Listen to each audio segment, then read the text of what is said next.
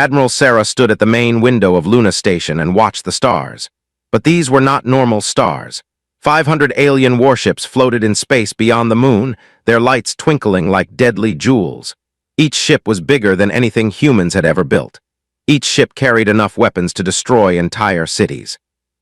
Sarah's hands shook as she held her coffee cup. In 12 hours, those ships would attack Earth unless humanity surrendered completely. The aliens wanted all humans to become slaves or die. There was no middle choice. "Admiral, we have another message from the alien fleet," said Commander from behind her.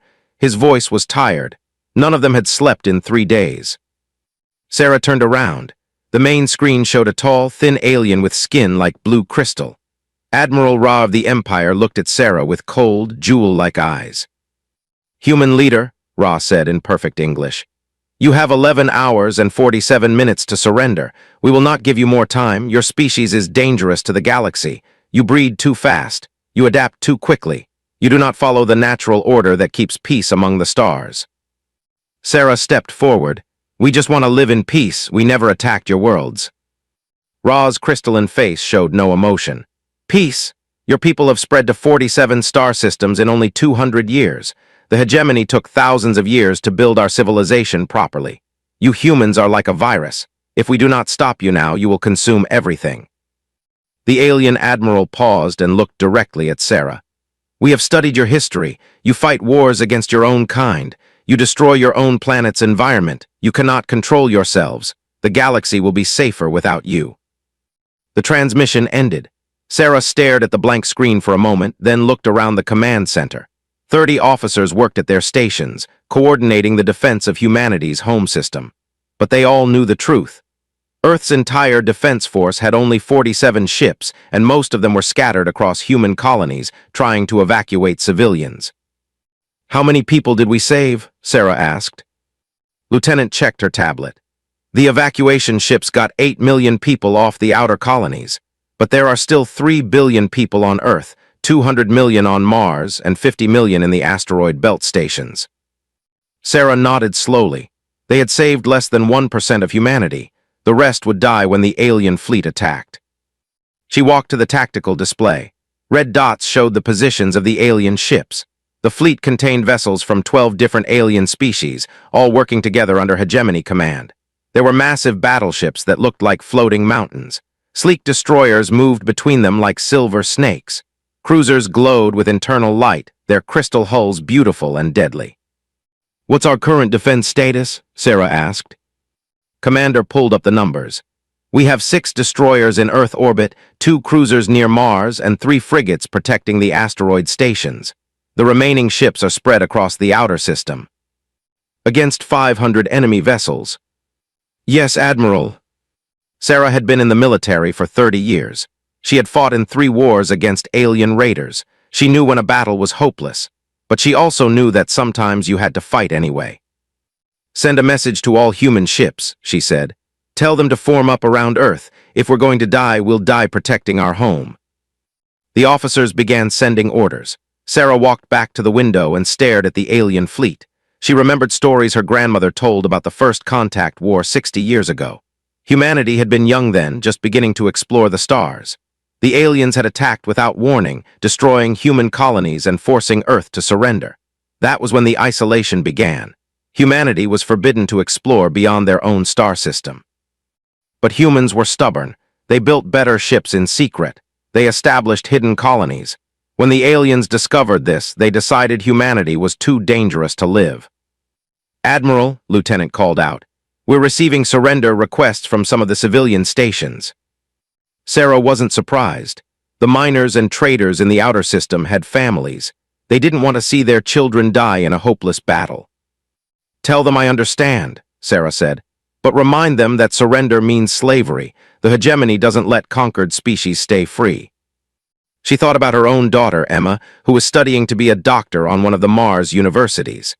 Emma was 25 years old, brilliant and kind. She wanted to help people. She didn't deserve to die because some aliens thought humans were dangerous. The command center's main alarm began to sound. Everyone looked up at the displays. "What is it?" Sarah asked. Commander was staring at his screen with a confused expression. Admiral, we're detecting movement in the alien fleet. They're powering up weapon systems.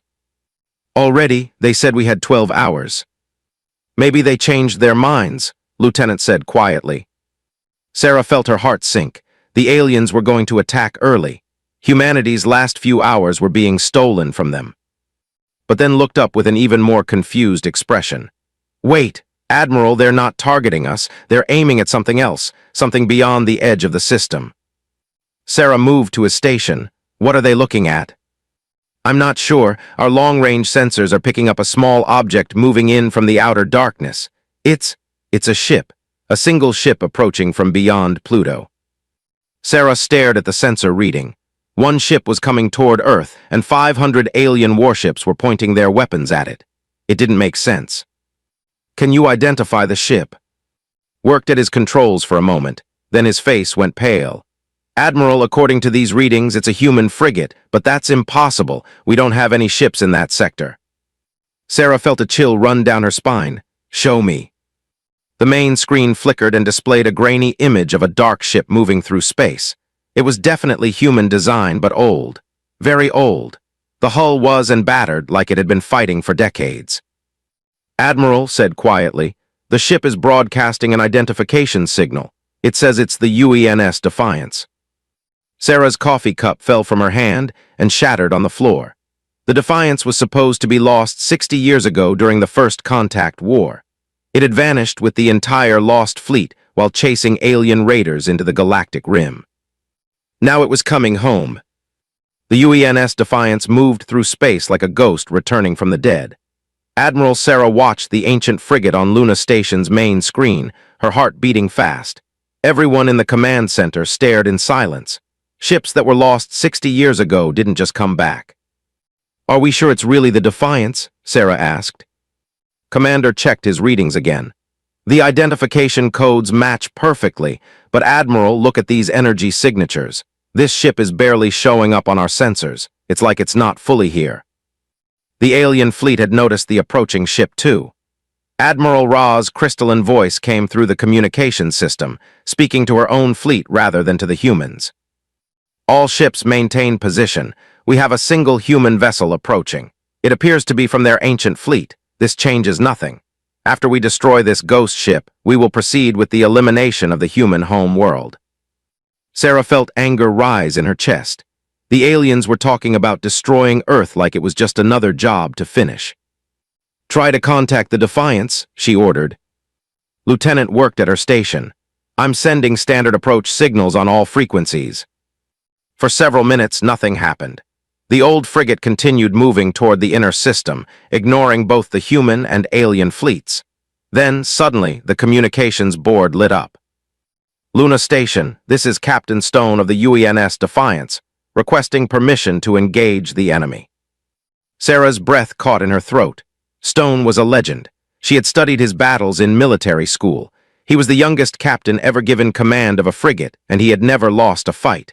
But Stone was supposed to be over 90 years old now if he was still alive. Put him on screen, Sarah said. The main display flickered, and a man's face appeared. Sarah expected to see an old veteran with gray hair and wrinkled skin. Instead, she saw a man who looked about 40 years old with dark hair and intense brown eyes. He wore an old military uniform that was clean but showed signs of many repairs. Admiral, Captain Stone said with a slight smile, "You look surprised to see me." "Captain Stone, according to our records, you've been missing for 60 years. How is this possible?" Stone's expression became serious. "Time moves differently in the galactic rim, Admiral. What felt like 60 years to you was much longer for us. We've been busy." Sarah looked more closely at the image. Behind Captain Stone, she could see other crew members working at their stations. They all looked young and strong, but their equipment was strange. She could see normal human controls mixed with technology she didn't recognize. "Captain, where is the rest of the lost fleet?" Sarah asked. "They're coming," Stone replied. "But first we need to deal with the immediate problem." He turned to look at something off-screen, then looked back at Sarah. "Admiral, I need you to move all human ships away from Earth, pull back to the moon's orbit." "Why? We're planning to make our stand here." Stone shook his head. "Admiral, your ships are brave, but they're not ready for what's about to happen. Trust me, pull back your forces and let us handle this." Sarah hesitated. Everything about this situation felt wrong. How could one old frigate fight 500 alien warships? "Captain, what exactly do you plan to do?" Stone's image flickered slightly, as if the transmission was having trouble staying stable. "We plan to remind the hegemony why they feared humanity in the first place." Before Sarah could ask more questions, the transmission ended. On the tactical display, the Defiance continued its approach toward the alien fleet. Admiral Ra's voice came through the speakers again. "Humans of the Sol system, we will now demonstrate what happens to those who challenge the hegemony. Watch as we destroy your ancient ship." The alien fleet began to move. Massive battleships turned to face the approaching frigate. Weapon systems that could destroy planets began to charge with deadly energy. Sarah felt helpless. She was watching a hero from Earth's past about to die, and there was nothing she could do about it. "Should we order our ships to assist?" Commander asked. Sarah shook her head. "Captain Stone told us to stay back. I don't know why, but something tells me we should listen to him." The Defiance was now close enough for the aliens to attack. Sarah expected to see the small frigate disappear in a ball of fire. Instead, something impossible happened. The alien ships opened fire with hundreds of energy beams and missiles. But as the weapons approached the Defiance, they began to curve away from the ship. It was as if space itself was bending around the old frigate, protecting it from harm. "What the hell is that?" Lieutenant whispered. The Defiance didn't even try to dodge the attacks. It flew straight through the alien weapons' fire like it was flying through empty space. As it passed the first line of alien ships, something strange began to happen to the enemy vessels. The battleships, huge as mountains, started to shake and tremble. Their weapon systems went dark. The sleek destroyers began to drift helplessly, their engines failing.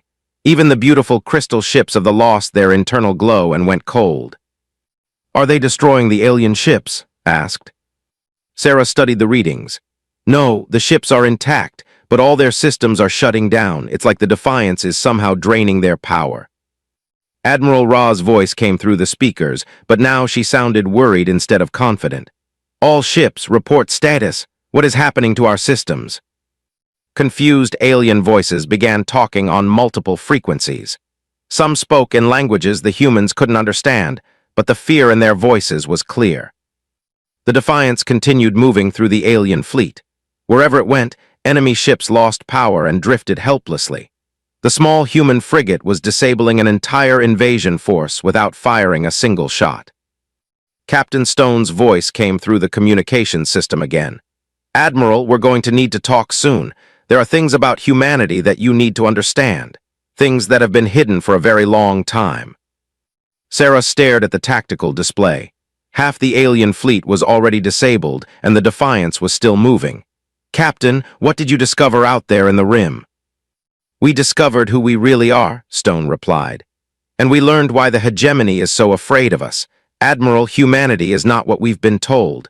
We're not refugees hiding on Earth. We're something much older and much more dangerous." The transmission ended again, leaving Sarah with more questions than answers. On the screen, the impossible continued to happen. One old human frigate was defeating 500 alien warships without firing a shot. But Sarah had a feeling that this was only the beginning. Admiral Sarah couldn't sleep. She sat in her office on Luna Station, staring at reports that made no sense. The Defiance had disabled 200 alien warships in 4 hours, and the enemy fleet was in complete chaos. Ship after ship went dark as the ancient frigate passed by them. But the most confusing part was Captain Stone himself. Sarah had pulled up his military records from 60 years ago. Stone had been born in 2387, which meant he should be 93 years old now. The man on her screen looked like he was in his early 40s. A soft knock on her door interrupted her thoughts. "Come in," she said. Commander entered, carrying a tablet.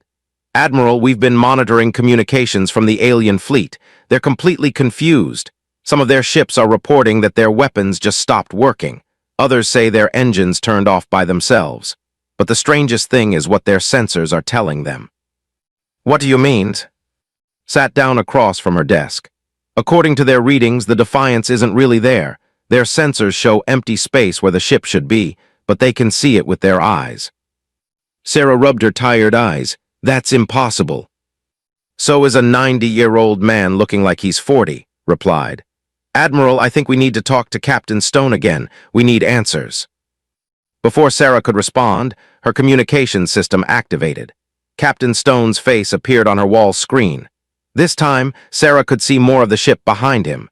The bridge looked different from any human ship she'd ever seen. The controls seemed to be made of some kind of living metal that changed shape as the crew used them. Admiral, Stone said, I think it's time we had a real conversation. I agree, Sarah replied. Captain, I need to ask you directly, how are you still alive, and how do you look so young? Stone smiled, but there was sadness in his eyes. That's a long story, Admiral. When the Lost Fleet left Sol System 60 years ago, we were chasing alien raiders into the galactic rim. We thought we were just pursuing enemies who had attacked human colonies. But that's not what happened. No, we found something much more important. We found the ruins of an ancient civilization. A race that built cities among the stars millions of years ago, long before any of the current species existed. Sarah leaned forward. What happened to them? They called themselves the predecessors. And Admiral, they didn't just disappear. They were murdered by the ancestors of the current hegemony species, the same aliens who are trying to destroy humanity today. The words hit Sarah like a cold wave. Why would they do that? Captain Stone's expression grew dark. Because the predecessors tried to create a peaceful galaxy where all species could live together. The other races didn't want peace. They wanted power. So they formed an alliance and destroyed the predecessors. They thought they had killed them all. But they were wrong. Yes, a few predecessors escaped to a distant planet on the edge of the galaxy. They knew their enemies would keep hunting them, so they did something desperate. They changed themselves. They modified their own genetics to look like a primitive species that their enemies would ignore. Sarah felt her heart begin to race. She had a feeling she knew where this story was going, but she didn't want to believe it. Captain, what planet did they escape to? They called their new home Terra. We call it Earth. The silence in Sarah's office was complete. She stared at Captain Stone, trying to process what he had just told her. You're saying that humans are the descendants of this ancient race. Not descendants, Admiral, we are them. The genetic changes were designed to be temporary, but something went wrong. The predecessors forgot who they were. They became a new species that thought they had evolved naturally on Earth. For millions of years, humanity lived without knowing their true heritage. Sarah stood up and walked to her window. Outside, she could see the Defiant still moving through the alien fleet, disabling ship after ship. If this is true, why are we remembering now? Because the Lost Fleet found more than just ruins out there. We found predecessor technology that was still working. Machines that recognized our genetics and began to restore our original abilities. Admiral, humans aren't just another species. We're the children of the galaxy's greatest civilization. On the screen, Sarah could see other crew members working behind Captain Stone. They moved with confidence and precision that seemed almost supernatural. Their hands danced over controls that responded to their touch in ways that looked like magic. What kind of abilities? Sarah asked. We can communicate directly with technology. We can sense the flow of energy through space. And we can do something that terrifies the hegemony more than anything else. Which is, we can turn their own weapons against them. Every ship in their fleet, every weapon they've built, contains technology based on predecessor designs they stole millions of years ago. But they never understood how it really works. We do. Sarah walked back to her desk. Captain, if you've known this for 60 years, why didn't you come back sooner? Stone's face became sad again. Because we weren't ready. The awakening process takes time, Admiral. When we first found the predecessor ruins, only a few of us could access the ancient abilities. It took decades to fully restore our heritage, and we had to be careful. If we had come back too soon, the hegemony would have destroyed Earth immediately. But now you're ready. Now we're ready. But Admiral, this is bigger than just one ship. The Defiance is here to begin something called the Awakening Protocol. Every human in the galaxy carries predecessor genetics. When I activate the protocol, those genetics will start to express themselves. Sarah felt a chill run down her spine. What does that mean? It means that every human alive is about to discover they have abilities they never imagined. Your defense crews will suddenly understand how to use alien technology. Your pilots will be able to fly ships in ways that seem impossible, and your weapons will become far more powerful than anything the hegemony has seen. Before Sarah could respond, alarms began to sound throughout Luna Station. Lieutenant's voice came through the speakers. Admiral, we're detecting massive energy spikes from all human ships and stations. Something is happening to our technology. Captain Stone smiled. It's beginning, Admiral. The children of the stars are waking up. On her desk, Sarah's computer screen began to glow with symbols she had never seen before. But somehow, she could read them perfectly. They were instructions for turning Luna Station into something much more powerful than a simple defense platform. Sarah looked at her hands. They felt different, like they contained energy waiting to be used. Captain, what's happening to me? You're becoming who you were always meant to be, Stone replied. Welcome home, Admiral. Welcome to your true heritage. The alien fleet opened fire on the Defiance with everything they had. Admiral Ross screamed orders as hundreds of weapons fired at the small human frigate. Energy beams that could melt asteroids and missiles that could crack moons, all aimed at one target. But something impossible happened. The weapons didn't just miss, they bent away from the Defiance like light bending around a black hole. Space itself seemed to protect the ancient human ship. On Luna Station, Admiral Sarah felt the change spreading through her body like electricity. The symbols on her computer screen were now perfectly clear. They showed her how to turn the station's simple defense systems into something that could challenge the alien fleet. Admiral, Commander called out, his voice full of amazement. Our weapons systems are upgrading themselves. The computers are rewriting their own programs. I don't understand how this is possible. Sarah walked to the main tactical display. Her hands moved over the controls, but she wasn't controlling them with her mind anymore. She could feel the energy flowing through the station's systems like blood through veins. It was as natural as breathing. Contact all human ships. Tell them not to resist what's happening to their systems. Tell them to trust their instincts. Across the Sol system, amazing things began to happen. On the destroyer Hamilton near Earth orbit, Captain Lisa Park watched her weapons officer stare at his controls with wide eyes. Captain, our main guns just increased their power output by 300%, and the targeting computer is showing me firing solutions I've never seen before. Captain Park felt the same strange electricity that Sarah was experiencing. Fire at the closest alien ship. Let's see what happens. The Hamilton's main gun fired a beam that glowed with silver light. When it hit a battleship, the massive enemy vessel didn't just take damage. Its hull began to dissolve like ice in hot water. Impossible, Captain Park whispered.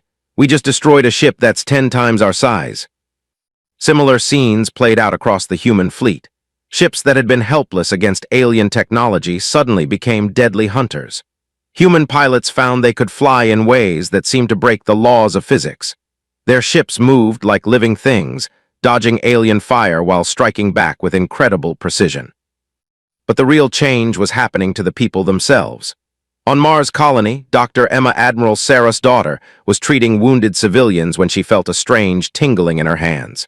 When she touched her next patient, a man with severe burns, the wounds began to heal instantly. How did you do that? The patient asked, staring at his perfect skin. Emma stared at her own hands. I don't know, I knew what to do. In the asteroid mining stations, workers found they could control the heavy machinery with their thoughts alone. On the outer colonies, farmers discovered they could make crops grow faster just by concentrating on them.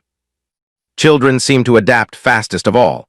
On Luna Station, Sarah's young communications officer, Lieutenant, was typing at speeds that should have been impossible. Her fingers moved across multiple keyboards at once, and every screen she touched responded to her needs. Admiral, I'm receiving messages from human colonies all across the galaxy, said excitedly. They're all reporting the same thing. People are developing new abilities, and Admiral, they're not just adapting to technology better. They're becoming stronger, faster, smarter. Admiral Ra's voice cut through the communications system, but now she sounded afraid instead of angry. All hegemony ships retreat to safe distance. The human vessels are exhibiting impossible capabilities. Request immediate reinforcements from the home fleet. But retreat was no longer an option for the alien fleet. The Defiance had positioned itself at the center of their formation, and its mere presence was causing their ships to malfunction in ways they couldn't understand. Captain Stone's voice came through Sarah's personal communicator. "Admiral, the protocol is spreading faster than we expected. Your people are remembering their heritage at an incredible rate." "Captain, what's happening to the alien ships? They're not just being disabled anymore. Some of them are changing course and attacking their own fleet." Stone's image appeared on her screen, and now she could see that his eyes glowed with a faint silver light. "The predecessors built safeguards into all their technology, Admiral. Every piece of advanced equipment in the galaxy contains hidden programming that recognizes predecessor genetics. When enough humans wake up, that programming activates." Sarah watched her tactical display as alien ships began to turn against each other. Battleships opened fire on destroyers. Cruisers launched missiles at their own command ships. "The aliens are losing control of their own fleet. The technology remembers who its real masters are," Stone explained. "Admiral, the hegemony has been using stolen predecessor tech for millions of years. They thought they understood it, but they were just children playing with toys they didn't comprehend." On the main screen, Sarah could see Admiral Ra's crystalline face twisted with rage and fear. The alien commander was shouting orders that her own ships were ignoring. "Humans," Ra screamed. "You don't understand what you're doing. The predecessors were destroyers. They tried to control the entire galaxy. We stopped them for good reason." Captain Stone's expression became cold. "Tell her she's lying, Admiral. The predecessors tried to create peace. The hegemony destroyed them because they were afraid of losing their power." Sarah activated her communications system to broadcast to the alien fleet. "Admiral Ra, we know the truth now. Your ancestors committed genocide against our people. You've spent millions of years ruling a galaxy that was never yours to rule. You cannot let them wake up completely," Ra pleaded. "If the predecessors return to full power, they will remake the galaxy according to their will." "Maybe it's time the galaxy was remade," Sarah replied. Around her on Luna Station, every human was now glowing with faint silver light. The station itself was changing, its simple metal walls becoming smooth and organic-looking. Weapons systems she had never seen before were growing out of the floor and walls. "Admiral," Lieutenant called out, her voice filled with wonder. "I'm receiving a signal from deep space. Multiple signals. There are ships coming toward us from the galactic rim." Sarah smiled. "How many ships, Lieutenant?" Checked her readings, then looked up with amazement. "Thousands, Admiral. It's the rest of the lost fleet, and they're not alone. There are human colonies out there we never knew about. Entire worlds full of people who have been waiting for this moment." Captain Stone's voice filled the station. "Admiral, prepare for the return of humanity's true fleet. We're coming home and we're bringing friends." On the tactical display, Sarah watched as the alien invasion force fell apart completely. Ships that had come to destroy humanity were now fighting each other or drifting helplessly in space. The children were coming home, and the galaxy would never be the same. Space around Earth began to shimmer like water. Admiral Sarah watched from Luna Station as reality itself seemed to bend and twist. Then, one by one, ships began to appear out of nowhere. They weren't the 12 ships of the original Lost Fleet. There were thousands of them. Some looked like advanced human designs, but others were completely alien in shape. Beautiful vessels that seemed to be grown rather than built. Ships that glowed with their own inner light. Craft that moved through space like living creatures. "My God," Commander whispered, "where did they all come from?" Captain Stone's voice filled the command center, but now it carried a power that made everyone stop and listen. "Admiral, meet the true children of the predecessors. We found more than just ruins in the galactic rim. We found survivors, beings who had been hiding for millions of years, waiting for their genetic children to awaken." On the main screen, Admiral Ra's crystalline face showed pure terror. Her remaining ships were scattered and powerless. Half her fleet had been turned against her by their own technology. The other half was drifting helplessly as their systems shut down. "This is impossible," Ra said, her voice shaking. "The predecessors are extinct. We made sure of that millions of years ago." Another voice answered her, but it wasn't human. It was ancient and powerful, speaking directly into everyone's mind. "You tried to destroy us, children of war, but life finds a way. We seeded our essence into a young species on a distant world. We waited, we watched, and now we have returned." Sarah felt the presence of something vast and ancient touching her mind. It wasn't frightening. It felt like coming home after a long journey. "Admiral," the voice continued, "your people have suffered enough. It is time for the galaxy to remember what peace truly means." The alien fleet was now completely helpless. Ships that had been built to destroy worlds floated like broken toys. But Admiral Ra wasn't finished fighting. "You cannot do this," she screamed. "The hegemony rules 5,000 worlds. We have fleets throughout the galaxy. You cannot defeat us all." Captain Stone appeared on Sarah's screen again, but he looked different now. The silver light in his eyes was brighter, and she could see patterns of energy moving under his skin like living circuits. "Admiral Ra," Stone said calmly, "the awakening protocol isn't just happening in this system. It's spreading to every human in the galaxy, every colony world, every hidden outpost, every human ship in space. Right now, millions of my people are remembering who they really are." "And they're not alone," the ancient voice added. "The technology your people use, the ships you fly, the weapons you carry, all of it was built using stolen predecessor designs. We put safeguards in everything we created. Those safeguards are now activating across the entire galaxy." Sarah could see the truth of those words on her tactical displays. Reports were coming in from every corner of known space. Hegemony fleets were losing power. Alien worlds were watching their own defense systems turn against them. The careful order that had kept the galaxy under control for millions of years was falling apart in a matter of hours. But Sarah felt no desire for revenge. The power flowing through her brought understanding, not hatred. She could feel the emotions of every living being in the system, including the aliens. They weren't evil. They were afraid. "Captain Stone," Sarah said, "what happens to them now, to the hegemony species?" Stone smiled, and for a moment he looked like the young captain from the history books again. "That depends on them, Admiral. The predecessors didn't believe in conquest or slavery. We believed in giving every species the chance to choose their own path." Sarah opened a communication channel to the alien fleet. "Admiral Ra, you said the predecessors tried to control the galaxy. That's not true, is it?" The crystalline alien looked confused. "What do you mean?" "Your ancestors destroyed the predecessors because they were afraid of losing power. The predecessors wanted all species to be free and equal. That threatened the empires your people had built." Ra was quiet for a long moment. Around her, Sarah could see other alien officers listening to the conversation. "How can you know this? You are just humans. You have only been in space for a few centuries." The ancient voice spoke again, but this time it was gentle. "Child of Crystal, your own people's history has been hidden from you. Your ancestors were once peaceful traders who explored the galaxy with joy. It was only after they joined our destroyers that they became warriors and conquerors."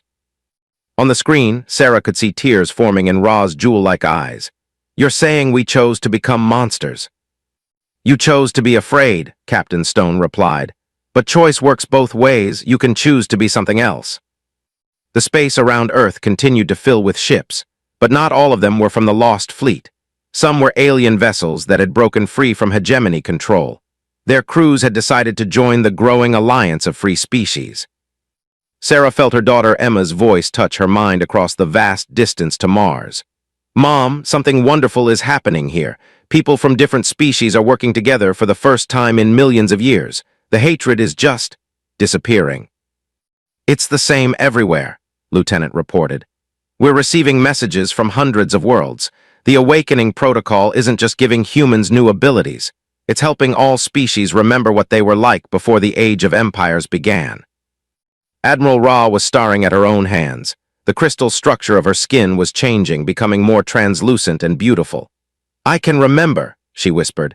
"My people used to be artists. We made music from starlight and painted with cosmic radiation. We created beauty, not weapons." "You can create beauty again," Sarah said softly. "All of you can." One by one, the alien ships began to power back up. But instead of preparing for battle, they moved into peaceful formations. Their crews were making their own choice about what kind of future they wanted. Captain Stone's image flickered and changed. Now he looked like something beyond human, tall and graceful, with skin that glowed with silver light and eyes like distant stars. "Admiral, the age of fear is ending. Your people are ready to take their place as guardians of the galaxy, just as the original predecessors intended."